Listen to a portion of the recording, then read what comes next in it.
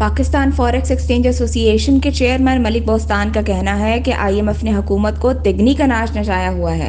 I am F کا روز کا نیا مطالبہ ہے۔ تفصیلات کے مطابق انہوں نے کہا کہ حج فلائٹس ہیں اور عازمین کے لیے ڈالر کی ڈیمانڈ ہے۔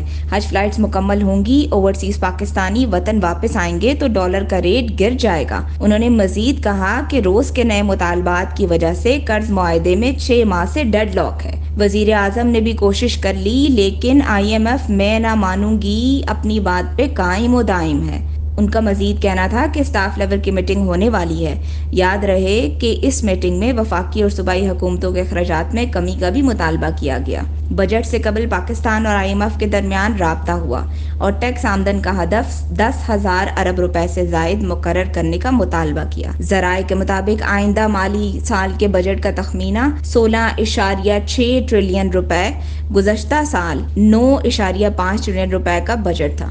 ذرائع کے مطابق آئندہ مالی سال کے بجٹ کا تخمینہ 16.6 ٹریلین روپے ہے، جبکہ گزشتہ سال یہ 9.5 ٹریلین روپے قرار پایا تھا۔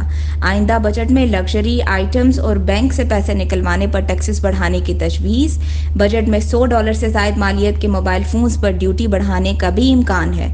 بجٹ میں سرکاری ملازمین کے تنخواہوں میں 20% اور پینشن میں 15% اضافے کی تجویز ہے۔ بجٹ میں سیلز ٹیکس 15% سے بڑھا کر 18% کیا جانے کا امکان بھی ہے۔ صباحت قریشی، حق نیوز، اسلام آباد۔